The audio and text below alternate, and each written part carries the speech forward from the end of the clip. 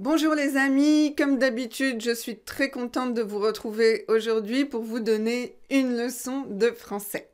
Alors, comme vous l'avez vu dans le titre de la vidéo, eh bien, on va parler encore des pronoms. Vous savez que j'aime beaucoup expliquer l'utilisation des différents pronoms parce que je sais que c'est un petit peu difficile pour vous en général, tous ces pronoms qu'on utilise dans la langue française.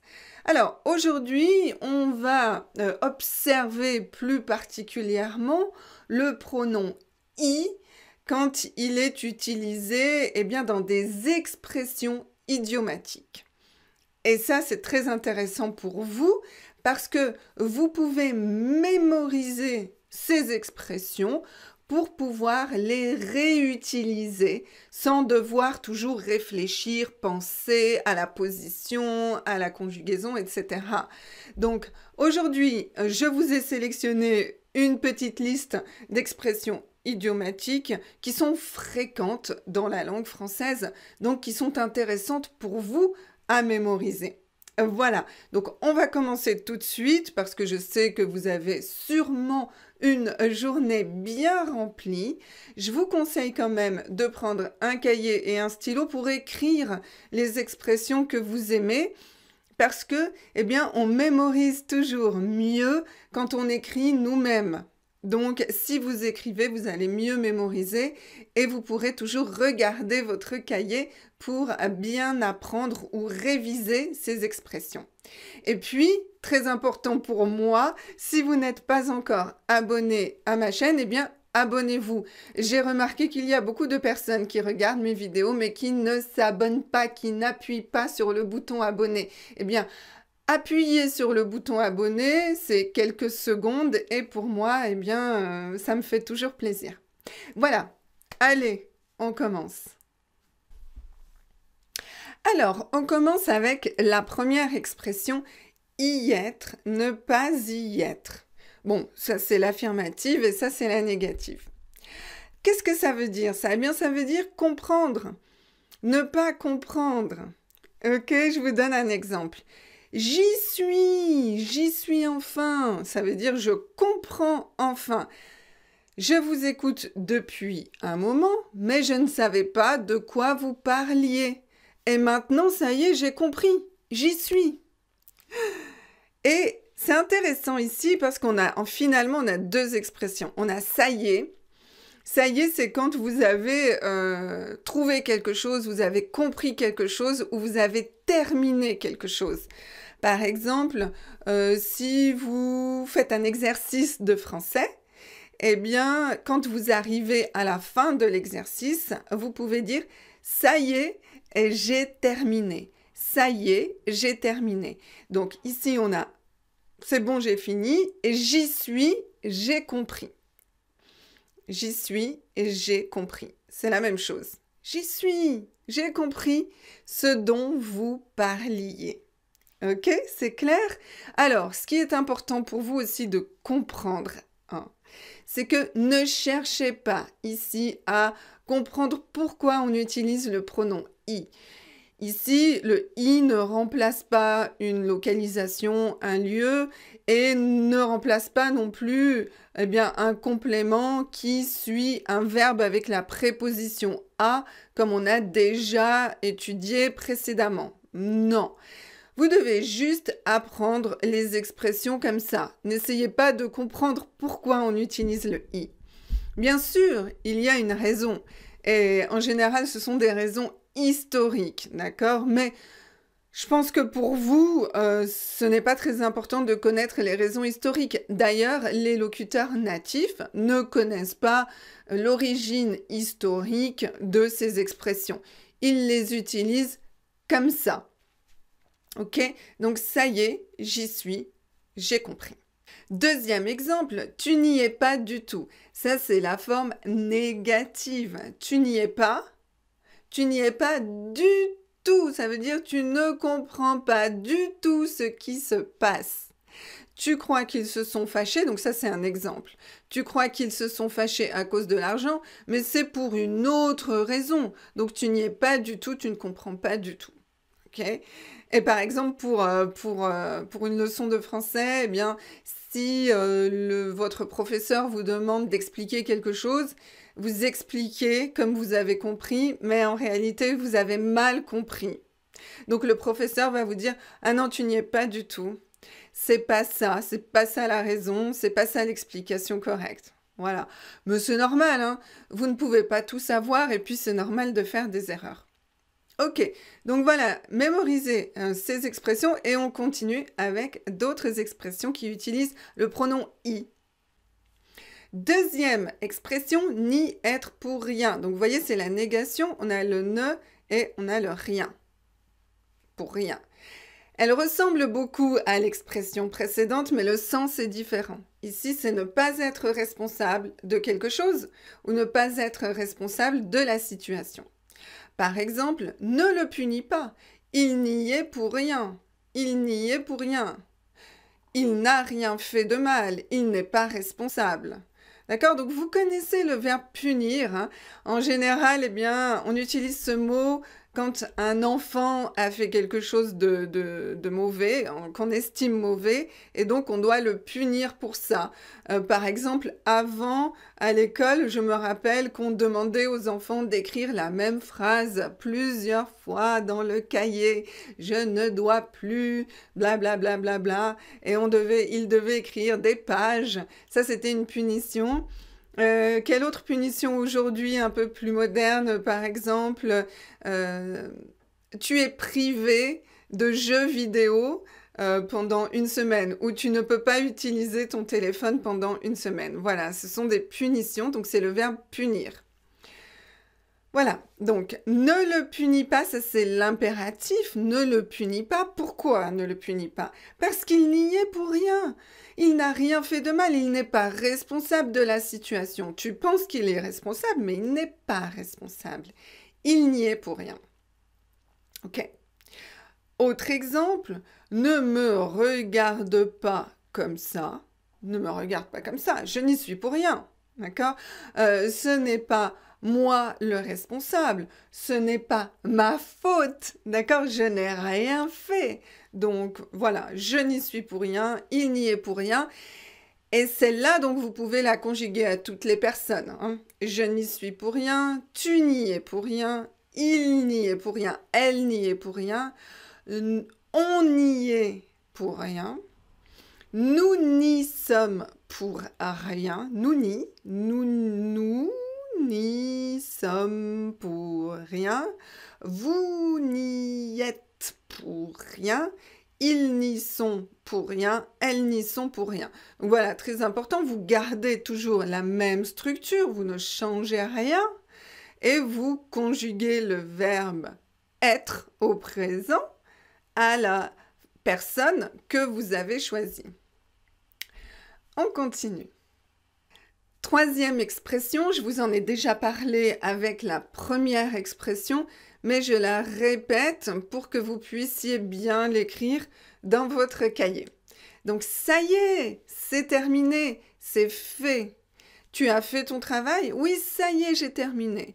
Vous êtes prêts? Oui, ça y est, on est prêt. Ça y est, on arrive. Ok?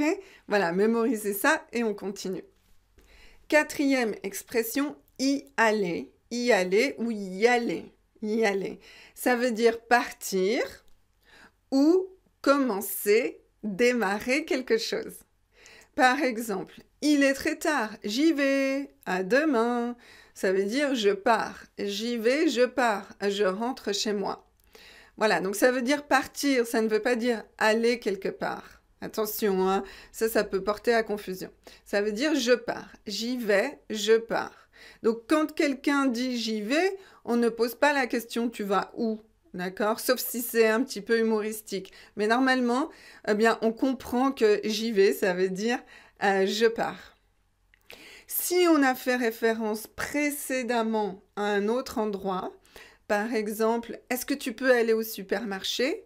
Oui, j'y vais. Alors là, dans ce cas-là, ça remplace une localisation. Donc ça, on a déjà vu ça dans la leçon sur le pronom « i » et le pronom « en » pour le lieu, d'accord? Mais ici, c'est une expression idiomatique qui veut dire « je pars ». Voilà. Donc, il est très tard, j'y vais, à demain. Vous voyez ici, le « a », je n'ai pas mis d'accent, mais on peut mettre un accent. Normalement, si on écrit en minuscule, donc en petites lettres, on doit mettre un accent avec « à demain ». Mais pour les majuscules, eh bien, jusqu'à présent, il n'est pas nécessaire de mettre les accents sur les majuscules. Alors peut-être que ça va changer dans le futur, mais pour l'instant, ce n'est pas nécessaire. Je pense que la raison est que c'est difficile avec notre clavier de faire un A avec un accent plus une majuscule. C'est un petit peu compliqué. Il faut faire des raccourcis sur le clavier, c'est un petit peu compliqué.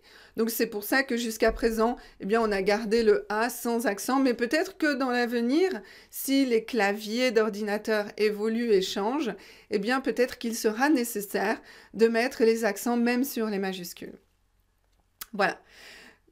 Ensuite, deuxième exemple, nous avons réuni tous les documents nécessaires. Maintenant, allons-y, commençons la rédaction de notre exposé. Donc vous voyez dans cette phrase, on ne parle pas de localisation, on ne parle pas de lieu. Je ne vais pas quelque part, nous n'allons pas quelque part. Nous voulons juste exprimer le fait que nous allons commencer une action. Et là, qu'est-ce que nous allons commencer? Eh bien, nous allons commencer la rédaction de notre exposé. D'accord? Donc, allons-y, commençons ce que nous avons programmé, ce que nous voulons faire.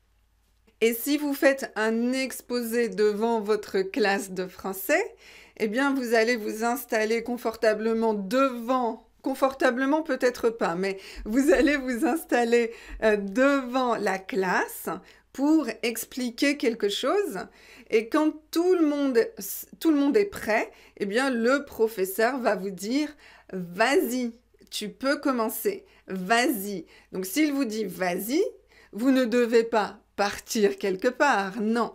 Vous devez commencer à faire votre exposé. Voilà. Et puis, si vous êtes dans une situation formelle, eh bien, ce sera « allez-y »,« allez-y »,« vas-y ». Voilà. Et vous voyez ici, eh bien, c'est l'impératif qu'on utilise. Ici, j'ai utilisé le présent et ici, l'impératif. Ça va? C'est bon? On continue.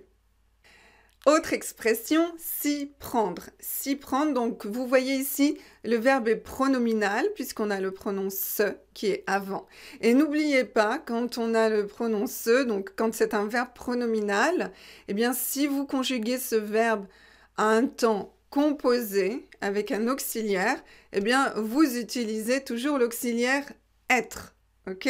Ça c'est une règle générale. Ok, donc on retourne au pronom I, vous voyez, s'y prendre, le I est ici juste avant le verbe. Qu'est-ce que ça veut dire? Eh bien, ça veut dire faire ou bien employer une technique spécifique pour faire quelque chose. Exemple, pour faire ce gâteau, comment tu t'y prends? Donc c'est une question. Comment tu t'y prends? On peut dire aussi tout simplement comment tu fais. Comment tu fais? Voilà, en général, on vous apprend ça parce que c'est plus facile.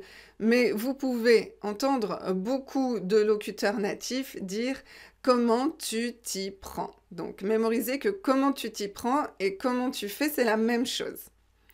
On peut dire aussi « comment procèdes-tu » ? Comment tu procèdes? Comment tu procèdes pour faire ça? Comment tu fais pour faire ça? Voilà, le verbe procéder est un verbe qui est plus formel, c'est du langage soutenu. Donc voilà, je voulais vous montrer les deux. Et là, j'ai mis l'inversion, mais vous savez que c'est peut-être plus facile d'utiliser qu'est-ce que. Comment est-ce que tu procèdes? Après, eh bien, c'est vrai que comme le verbe procéder est un verbe formel, un verbe soutenu, on va l'utiliser plutôt dans des situations formelles et donc sûrement que dans ces situations formelles, il sera approprié d'utiliser l'inversion du sujet. D'accord? Mais si ce n'est pas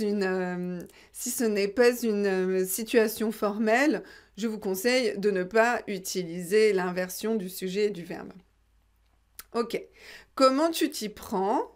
comment je m'y prends, comment tu t'y prends, comment il s'y prend, comment elle s'y prend, comment nous nous y prenons, donc nous nous y prenons, vous remplacez, hein, comment vous vous y prenez, et comment ils s'y prennent. Ah oui, le verbe prendre, à la troisième personne du pluriel, c'est prennent, et elles s'y prennent. Donc moi, je vous conseille, à chaque fois que vous apprenez une nouvelle expression, posez-vous la question, dites-vous, mais ok, c'est bon, j'ai compris, mais comment je peux conjuguer ça à toutes les personnes pour pouvoir adapter ça dans toutes les situations? Au passé composé, je vais vous donner l'exemple ici. Voilà, je vais vous écrire l'exemple ici. Comment tu t'y es pris? Comment tu t'y es pris? Eh oui, passé composé, comment tu t'y es pris? Imparfait, comment tu t'y prenais? Comment tu t'y prenais? Futur, comment tu t'y prendras? Ça, c'est le futur simple. Comment tu t'y prendras? Futur proche, comment tu vas t'y prendre? Comment tu vas t'y prendre? Voilà, c'est toujours important de pouvoir exprimer ça au présent, au passé, au futur. On continue avec la réponse « Je fais la pâte la veille et la laisse reposer toute la nuit ». Je fais la pâte, donc la pâte, vous savez, eh bien la pâte, je vais vous mettre un... c'est ça la pâte. Donc la pâte, la veille, donc le jour d'avant, le jour précédent, on dit la veille, et la laisse reposer. Alors là, il n'y a pas de sujet, mais vous pouvez bien sûr mettre le sujet. D'ailleurs, pour vous, c'est peut-être plus simple de répéter le sujet. Et je la laisse reposer. Je fais la pâte et je la laisse reposer. Mais je voulais vous montrer que c'est possible de ne pas répéter le sujet. Et là, quand vous faites ça, il y a les deux actions qui sont connectées par la conjonction de coordination et donc on comprend que c'est la même personne qui fait les deux actions. Donc, il n'est pas nécessaire de répéter le sujet. Bon, moi je vous conseille de quand même le répéter. Mais si vous rencontrez ce type de situation, eh bien vous devez comprendre que c'est le même sujet. Allez, on continue. Autre expression, oui je sais, il y a beaucoup de textes ici, mais vous allez bien comprendre. Je t'y prends, je t'y prends. Et puis de façon plus formelle, je vous y prends, vous devez faire la liaison, d'accord? Je vous y prends. Je t'y prends, je vous y prends. Ça, c'est quand on surprend quelqu'un en train de faire une bêtise ou quelque chose qui n'est pas bien. Bon, par exemple, les enfants ou par exemple votre chien qui fait une bêtise. Vous allez lui dire « Ah, je t'y prends. Je t'ai trouvé en train de faire cette bêtise. » Ah, je t'y prends. Tu es encore ou tu es encore sur ton smartphone. Ah, tu ne fais pas tes exercices. Je t'y prends. Je t'ai vu, je t'ai surpris en train d'utiliser ton smartphone. Je vous y prends. Je vous y prends. Vous avez mangé tous les bonbons. Alors ça, c'est quand, par exemple, vous parlez à plusieurs personnes. Plusieurs, ça peut être des enfants, mais pourquoi pas peut-être des adultes aussi, hein. Les adultes aiment aussi les bonbons. Donc, vous avez mangé tous les bonbons, je vous y prends. Un autre exemple, vous partez sans me prévenir. Vous partez et vous ne me prévenez pas. Vous partez sans me prévenir. Je vous ai surpris en train de faire quelque chose qui n'est pas... que moi j'estime pas bien. D'accord? Je vous y prends. Vous n'êtes pas en train d'écrire le texte dans votre cahier. Ok, je vous y prends. Ce n'est pas bien. Ça veut dire je vous ai vu. Vous n'êtes pas en train d'écrire dans votre cahier.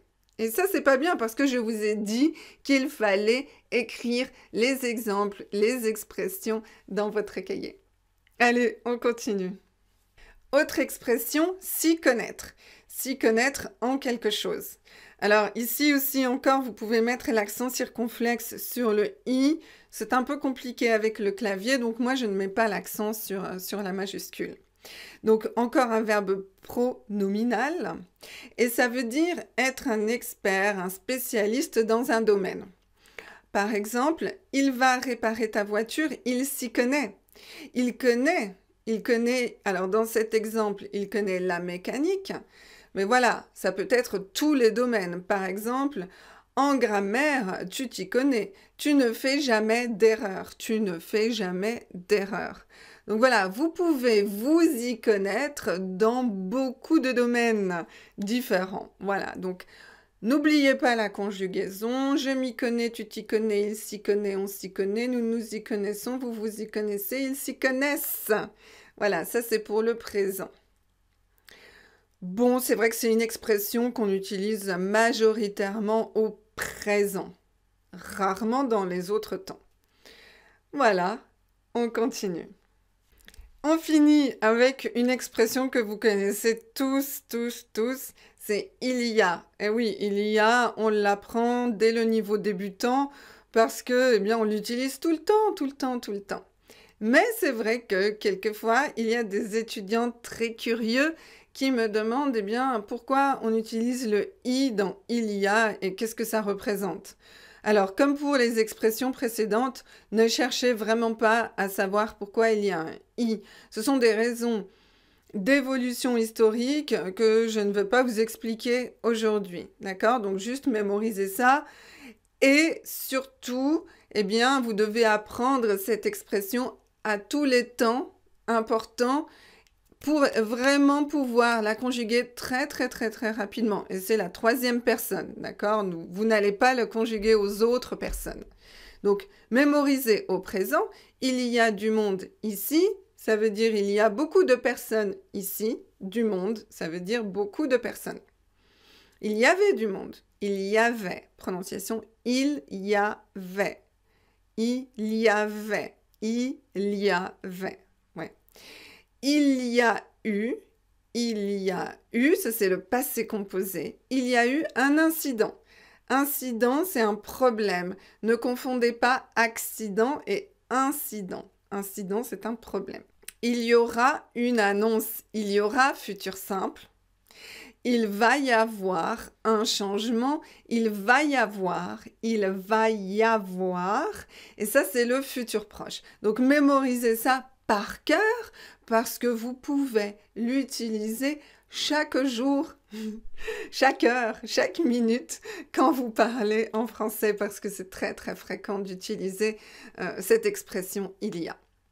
Voilà les amis, c'est tout pour aujourd'hui, c'est suffisant. Mémorisez bien ces expressions, essayez de les utiliser très rapidement, aujourd'hui, demain, après-demain, quand vous parlez en français ou quand vous écrivez en français. Il faut essayer d'utiliser ce que vous apprenez pour ne pas l'oublier. Et aussi, eh bien, révisez ça la semaine prochaine ou le mois prochain. Voilà, et bien sûr, je voulais aussi vous dire qu'il y avait d'autres expressions avec le pronom « i ». J'ai fait une sélection d'expressions importantes, mais vous pouvez en trouver d'autres. Je vous présenterai prochainement des expressions avec le pronom « en ». Donc, n'oubliez pas de vous abonner à ma chaîne, c'est important, pour avoir les notifications et savoir quand je vais faire ma prochaine leçon. Et je vous laisse ici eh bien, d'autres vidéos à regarder si vous avez encore de l'énergie pour regarder des vidéos de français. Je vous souhaite une excellente journée et je vous dis à très bientôt. Ciao, ciao!